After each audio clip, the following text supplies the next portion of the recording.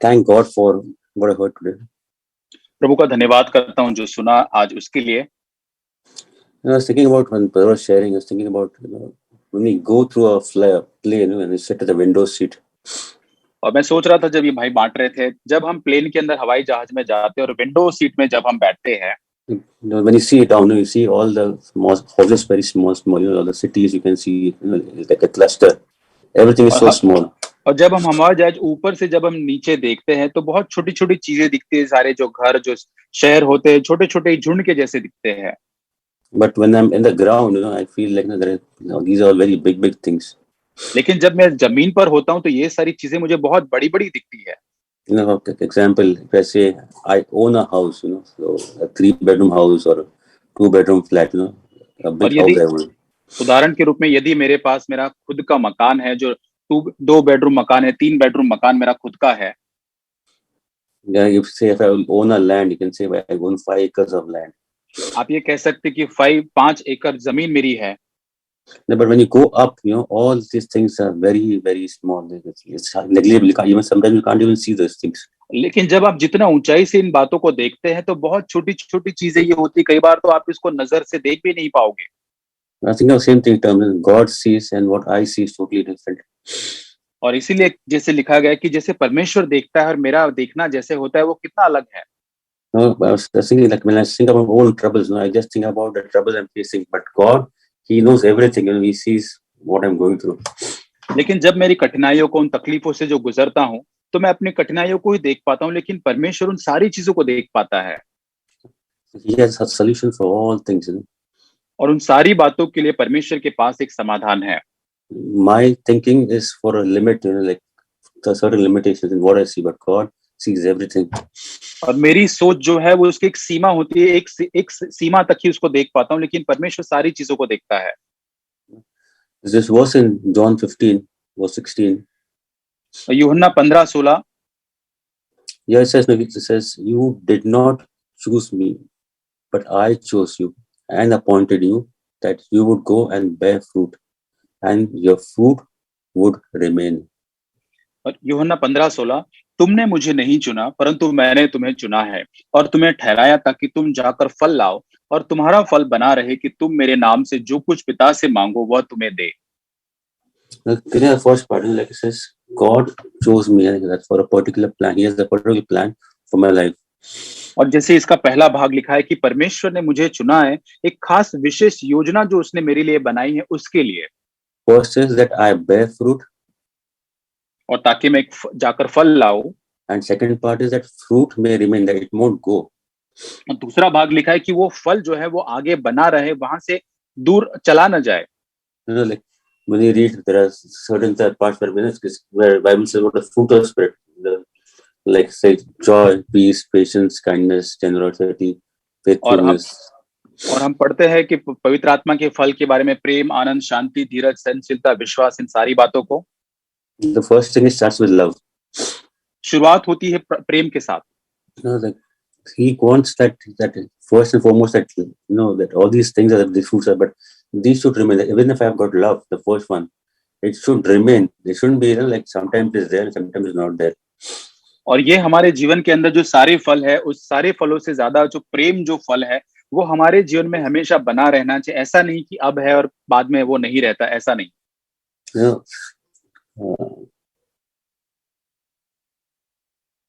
I think if we have to really think about what God's plans are for life, we have to really spend time with it. यदि हमको जानना है कि परमेश्वर की योजना हमारे जीवन के बारे में क्या है, उसको यदि जानना है तो उसके साथ हमें समय बिताने की भी आवश्यकता है।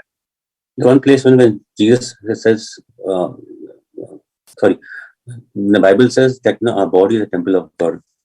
जैसे वचन में, बाइबल में लिखा है कि हमारा शरीर जो है परमेश्वर का मंदिर है। And we see that once in Matthew 21 verse 12, it says when Jesus entered a temple area, first when he went over there, when he saw that things were not right. और मत्ती 21:12 के अंदर यीशु जो मंदिर के अंदर जाता है, वहां पे देखता है कि वहां पे बहुत सारे लेन देन कर रहे हैं, चीजें ठीक नहीं है। There are a lot of money changing going on. There are selling of doves, and a lot of things are going on. Yeah, sorry. बहुत सारी चीजें वहां हो रही थी, मंदिर में लेन देन हो रहा था, खरीदी हो रही थी, सराफों को मेजों को बिछाकर कबूतरों को बेचा जा रहा था। The first is, Jesus drove all these people away, that money changers, that what are things that could wrong, he drove all them away and says, this house, this is like God's house is a house of prayer. और वहां यीशु मसीह जाकर उन सारे सराफों को, उन सारे कबूतर बेचने वाले को, सारी चौकियों को उलट कर देता और कहता है कि मेरा घर प्रार्थना का घर कहलाएगा।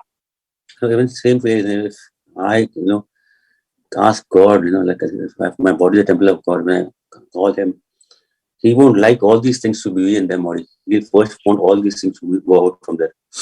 और वैसे ही परमेश्वर हम जैसे पवित्र आत्मा का अब मंदिर है परमेश्वर का, परमेश्वर हमारे जीवन के अंदर भी इन सारी चीजों को नहीं चाहता है। The thing is that I have to really go and submit my life, submit him totally, that he may do work, that he may drive away all the things that are not good. और सबसे पहले मैं परमेश्वर के पास जाकर अपने जीवन को इसलिए समर्पित करता हूं ताकि इन सारी बातों को सबसे पहले परमेश्वर मेरे जीवन से दूर निकाल दे। He has the power, to remove all the wrong things. और क्योंकि परमेश्वर के पास वो सामर्थ्य उन सारी गलत या बुरी चीजों को मेरे जीवन से निकालने के लिए है। My righteousness or my power, my willpower and all that, it's for a certain period, hardly 5 minutes, 10 minutes, but where God does the work, it's permanent. मेरी धार्मिकता, मेरा मनोबल या मेरे निश्चय से जब मैं कुछ करता हूँ कुछ समय के लिए चलता है, लेकिन परमेश्वर का कार्य जो है वो निरंतर हमेशा के लिए बना रहता है।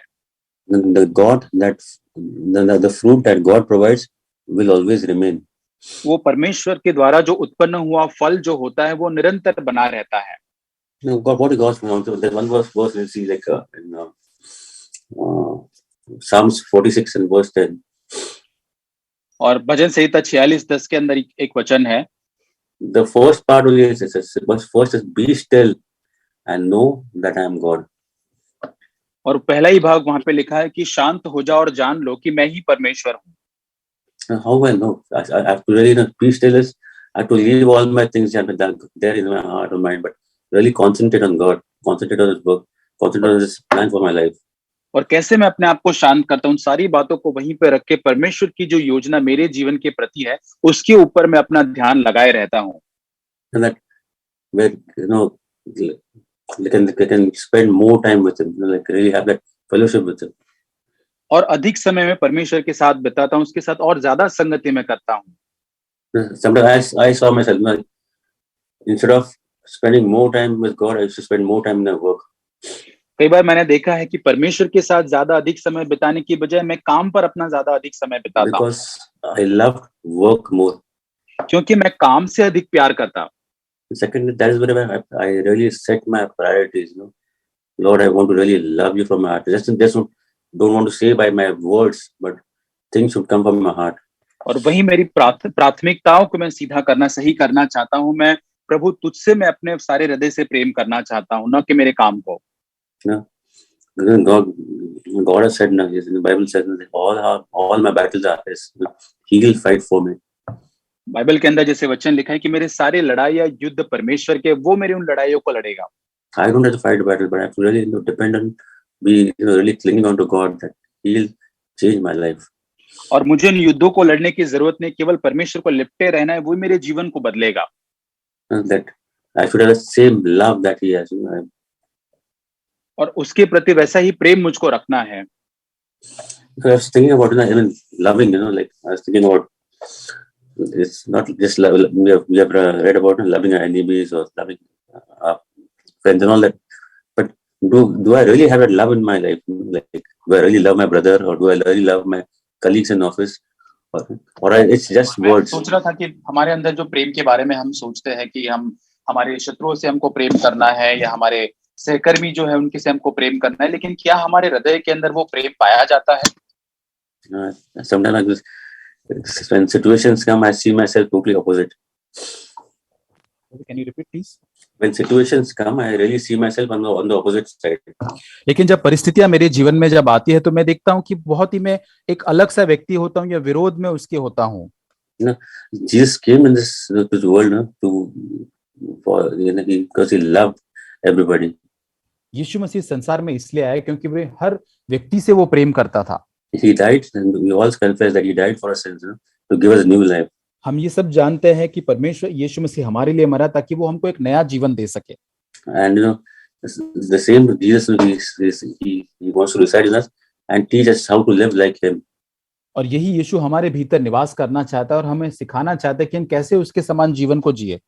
So even that loving, if I really love Christ and I have that he be in me, I'll also love others as the same way he loves. और जैसे हम उस प्रेम को जान जाएंगे, जैसे उसने अन्य लोगों से प्रेम किया, उसी प्रकार हम भी अन्य लोगों से उसी प्रकार प्रेम कर पाएंगे. Like the many things in our day-to-day life, we can really go to the Word of God and learn from how Jesus spent his life, and how I should spend my life. बहुत सारी चीजें हम वचन में जाकर यीशु मसीह के जीवन से सीख सकते, कैसे उसने अपना जीवन व्यतीत किया, उन बातों को सीख सकते हैं. But thing is that main thing is that I comes over there, me. और सबसे मुख्य बात वहां पर जो स्वयं का खुदी का जीवन जो है, मैं हूं, वो वहां पर आ जाता है. That's what the Word of God says, that we have to really die to ourselves, and then things will happen.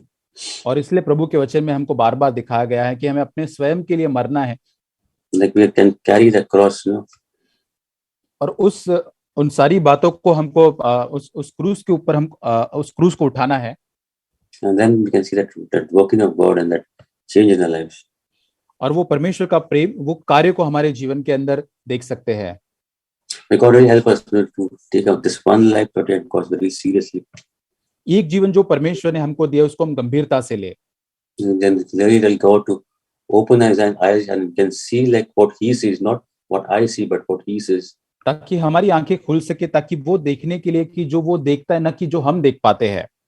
Open our ears, like we may really hear from him, not from what people are saying, but really hear from what God is saying. और लेकिन उन बातों को नहीं जो लोग देख पाते हैं, लेकिन परमेश्वर जो देख पाते हैं, उन बातों को देखने के लिए.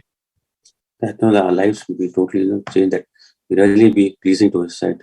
ताकि हमारा जीवन पूरी तरह से परमेश्वर को प्रसन्न करने वाला हो सके.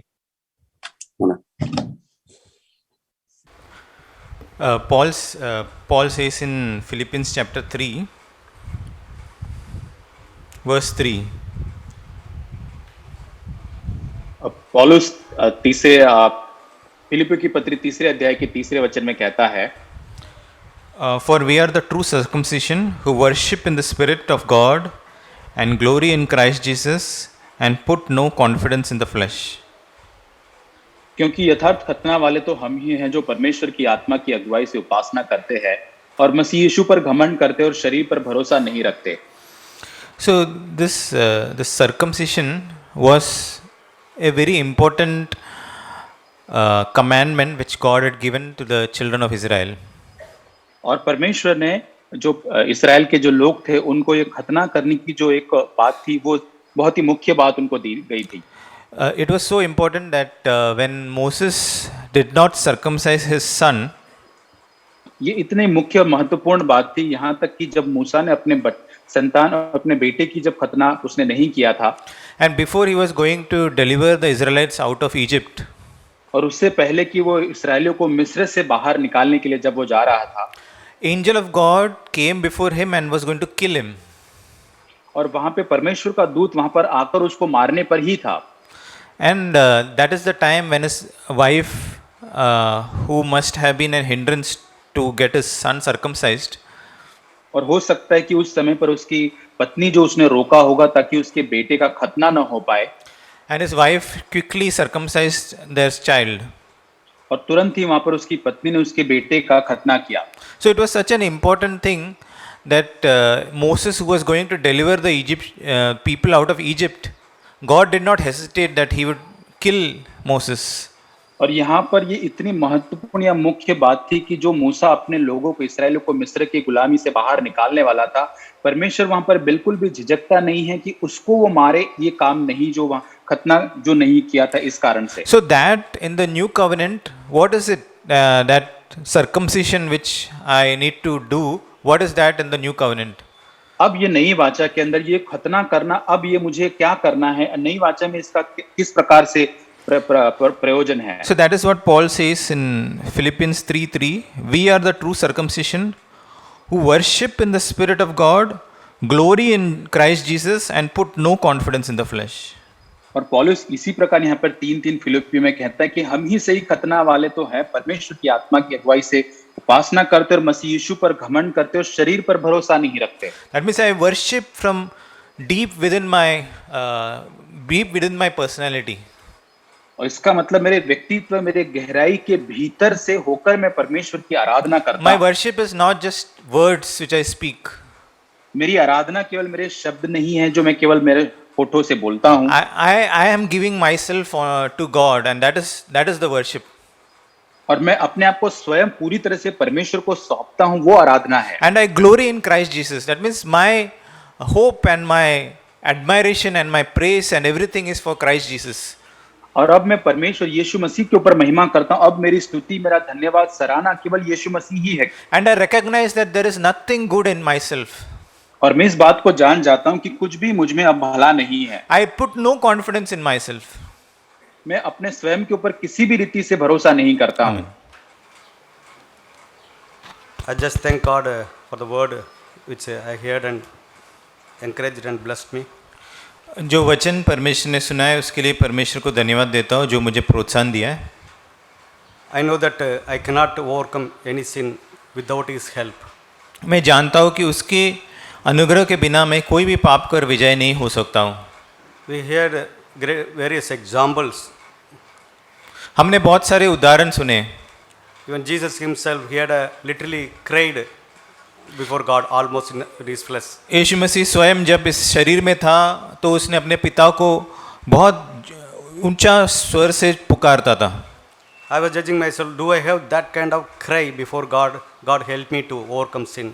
मैं अपने आप को न्याय कर रहा था, क्या मेरे जीवन में ऐसा एक पुकार है, प्रभु मुझे सहायता करना कि मैं पाप के ऊपर विजयी हूँ। The reason he could cry because he hated the sin and he loved the righteousness.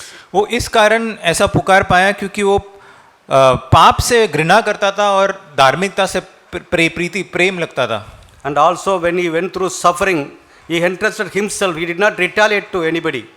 और जब वो कष्ट में से गुजरता था तो अपने आप को पिता के हाथ में सौंप देता था, वो कभी अपने खुद से कोई बदला नहीं लेता था। So that is where I need to learn in my life. I want to go to God. God, I want to overcome these sins. और इसलिए मुझे ये सीखना चाहता हूँ कि यीशु मसीह से कि मैं अपने आप से नहीं लेकिन हर चीज़ को यीशु पर पिता के पास सौंप के मैं जय पाना चाहता हूँ। It's very easy to bless for God earthly.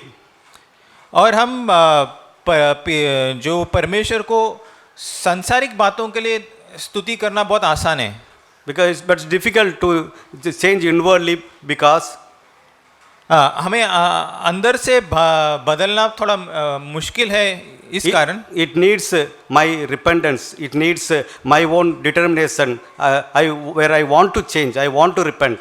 और इसलिए कि मुझे बदलना मुश्किल है, इसलिए कि मेरा स्वयं इच्छा नहीं तो मेरा स्वयं का इच्छा से मुझे मन फिराना है, मेरा स्वयं का जो एक निर्णय उसमें है कि मुझे फिरना है प्रभु की ओर। When I don't have that desire and that hunger and thirst to live a righteous life, to live like Jesus Christ, मेरे अंदर वो प्यासा और एक बड़ा इच्छा नहीं है, लालसा नहीं है कि यीशु मसीह के लिए जीना है। even though He has given, willing to give sufficient grace, He is willing, He has given, poured out so much Spirit on us. And in Titus we read that He poured out the Spirit among us. और यहाँ तक उसने बहुत ज़्यादा अनुग्रह दिया है, और तीतुस में जैसा हमने पढ़ा उसने उसका आत्मा बहुत बहुतायक से हमारे ऊपर उंडेल दिया है। It's not that His Holy Spirit is powerless to help me. ऐसा नहीं कि उसकी सब पवित्र आत्मा हमें सहायता करने के लिए एकदम असहाय है। The problem with this, when the Holy Spirit speak to me, ये समस्या ये है कि पवित्र आत्मा जब मुझसे बात करता there are है, times that I resisted Him, और मैंने उसका विरोध किया है, grieved Him, उसको शोकित किया है quenched Him. और उसको बुझा दिया है। So I need to, that's where I need to understand that God, I want to repent, I want to hear your voice. इसलिए मुझे मन फिराना है और परमेश्वर से बोलना है, परमेश्वर मैं तेरा आवाज़ सुनना चाहता हूँ। I want to live a life, godly life. मुझे एक भक्तिमय जीवन जीना चाहता हूँ मैं। And a good example is Jacob. Even we heard about Jacob today. और याकूब के बारे में हमने एक अच्छा उदाहरण सुना। He was so much blessed when he went to, we heard him that he went and wrestled with God. और जब वो परमेश्वर के साथ उसने लड़ाई किया, नहीं तो कुश्ती लड़ा, तभी वो कितना आशीषित हुआ। He was praying, God bless me. If you don't bless me, I will not leave you. और वो परमेश्वर के पास सामने ऐसा प्रार्थना करना था, परमेश्वर जब तक तू मुझे आशीष नहीं करूंगा मैं तुझे छोड़ूंगा He नहीं। was not asking for earthly blessing. He got sufficient blessing. One place he says, I am blessed more than my father Isaac, more than my grandfather Abraham. वो एक संसार के आशीषों के लिए नहीं मांग रहा था, क्योंकि वो एक जगह पे बोलता कि मैं मेरा पिता या मेरा बाप दादाओं से ज्यादा, अब्राहम से भी ज्यादा मुझे संपत्ति परमेश्वर ने दिया And है। we heard he wrestled with God and overcame God. और हमने सुना कि उसने परमेश्वर के साथ मल युद्ध किया और उसने परमेश्वर के ऊपर जय पाया। God is not that powerless that he cannot, how he allowed him overcome, Jacob to overcome. परमेश्वर इतना बलहीन नहीं है कि उसने याकूब को जय नहीं पा सकता था। I was thinking that literally they had a fight with the angel. और उधर हमने देखा कि जो स्वर्गदूत आया है उसके साथ वो उधर शारीरिक युद्ध कर रहा है। No, he literally, that Genesis is not explained, but if you read Hosea chapter 12 verse 4, it explains what he did exactly in the night. होशिया 12 का 4 में ऐसा लिखा है कि उसने उस रात को क्या किया था। Somebody could read in Hindi.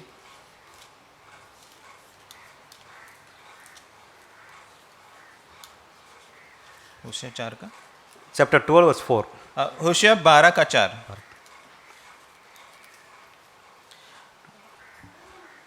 वह दूत से लड़ा और जीत भी गया, वह रोया और उससे गिड़गिड़ाकर विनती की। बेतल में वह उसको मिला और वही उसने हमसे बातें की। Yes. He was totally weeping the whole night, seeking his God's presence, God's help. और वो पूरा रात भर रो रो के परमेश्वर की उपस्थिति और परमेश्वर की जो संगति है वो खोज रहा था। When God saw the cry, the heart, the weeping, the tears, जब परमेश्वर ने उसके जीवन में जो रोना और उसके सामने जो आंसुए उंडेलना उसने देखा, and God had mercy on him, mercy, kind to him, and he could give strength. और परमेश्वर ने उसके ऊपर दया दिखाया और उसको सामर्थ दिया। When we go before God and God is able to give us the same strength to overcome every sin in our life. और जब हम परमेश्वर के सामने ऐसे रोते हैं और परमेश्वर के सामने ऐसे अपना दिल को उंडेलते हैं, जब परमेश्वर हमें वही सामर्थ दे सकता है। We can just thank God for what we heard. हम परमेश्वर को धन्यवाद करते हैं जो हमने सुना।